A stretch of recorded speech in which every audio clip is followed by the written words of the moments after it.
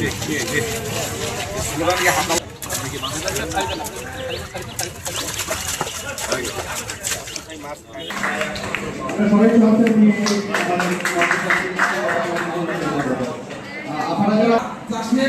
Loss হয় না এটা মানে বলা যায় অন্তত।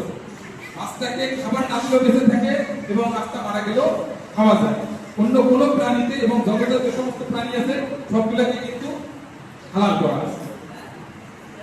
আরেকটা বিষয় আমি উল্লেখ করতে চাচ্ছি, সেটা হচ্ছে যে আমরা জানি আমাদের এই যে যদি আমরা বিভিন্ন ভিডিও দেখি তাহলে কিন্তু শয়তান জাল নামের একটা জাল দেওয়া মানে অনেকে ইউজ করে। এখানে আপনারা যারা আছেন মৎস্য চাষী, মৎস্য ব্যবসায়ী বা আবাসন আশ্রয় বিশ্বকামী লোকজন, এই শয়তান জাল থেকে আমাদেরকে রক্ষা করতে হবে। আপনারা যেখানে যে ওই শয়তান জালটা দেখা পান না কেন, আপনারা কাইন্ডলি আমাদেরকে একটু ইনফরমেশন দিবেন, আমরা সেখানে মোবাইল কোড করব।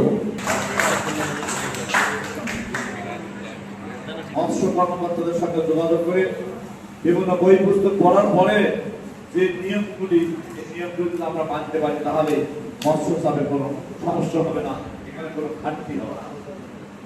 তবে এবার কিন্তু মাঠে ব্যাপক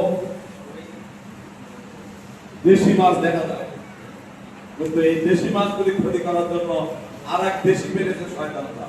আমি এই নাটোরে মনে হয় 20 সালে ট্রেনিং করেছিলাম, তারপর থেকে আমি কোনোবার আর ছোট মাছ চাই। আমি যদি মাছ ছাড়তে যাই তাহলে হয় 250 গ্রাম, নয়তো বা 500 গ্রাম। কারণ বড় মাছটা যত বড় ছাড়বো তত বেনিফিট হোক, কারণ এই মাছটা দ্রুত বাড়বে।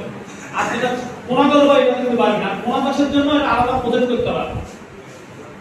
আমি সেজন্য সবাইকে উদাত্ত আহ্বান জানাবো, যারা যুবক আছেন আপনারা নির্ভয়ে নিঃসন্দেহে মাছ চাষ করবেন। তা আমার এখানে উপজেলা মৎস্য কর্মকর্তার কাছে একটি কথা আছে, আপনারা একটু দেখভাল করবেন।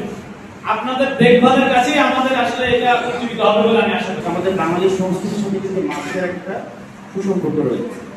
সেটা অনেক হাজার হাজার বছর আগে থেকে, প্রায় 5000 বছর আগেও আমাদের প্রত্যন্ত একটা যমুনার যে তীরবর্তী স্থান রয়েছে, ওই জায়গায় কিন্তু মানুষজন মৎস্যের উপর ভিত্তি করে জীবিকা দিতে হবে, মাছ চাষ করে। এবং আপনি আপনারা দেখে থাকুন, যেমন আমরা বলে থাকি রুই কাতলা মাছের পুঁটি মাছ, মানে বড়দের মাঝখানে চলে রুই কাতলা মাছের পুঁটি মাছ বলছে, বা কইয়ের তেলে কই ভাজা, মানে মাছ নিয়ে কিন্তু আমাদের মানে পুরা আমাদের যে শিল্প, সাহিত্য, সংস্কৃতি সবকিছু কিন্তু রয়েছে। এমনকি কবিতার মধ্যেও কিন্তু মাছ